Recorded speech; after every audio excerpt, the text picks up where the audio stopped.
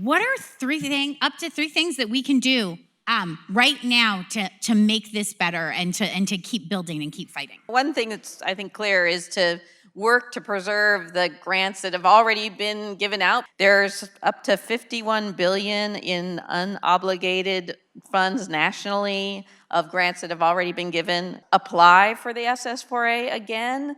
Don't be intimidated by what you see happening in Washington. Read the NOFO, go by that.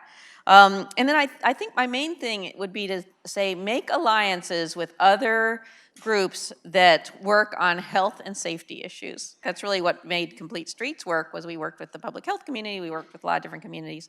So constantly be reaching out to those other communities and talk about how what we're talking about is gonna make us healthier and safer. One thing I'd also say is think about the economic benefits of the projects and just remind them you can't save the national economy without saving local economies. As much as you can get on return on investments on projects, on local chambers of commerce or business improvement districts that are gonna support you, all of that is gonna help in every fight at every level. The really important thing, again, so much of this is local, build proactive relationships, right? And that even means with DOT, because even when they do the wrong thing, it's not that individual human's fault that the governor cut the budget usually, right? And so how do we maintain relationships so that we can work towards our shared goals? And the other thing I'll say is persevere.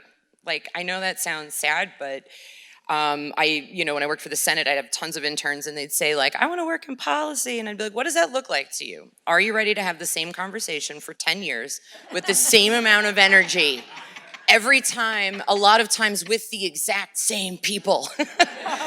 Because let's be honest, that's what this is. Your job is bringing facts to a feelings fight. You're talking about what this is versus what it's perceived as, and that can feel defeating or repetitive, but take a note from our incredibly successful and dedicated, if there's any Vision Zero folks from New Jersey Vision Zero in the room, they were up against ridiculous hurdles and they just kept at it. And now we have a law that looks very different than that original bill, but is very meaningful and forces important action. So just keep that in our hearts as we go forward, because we got a while.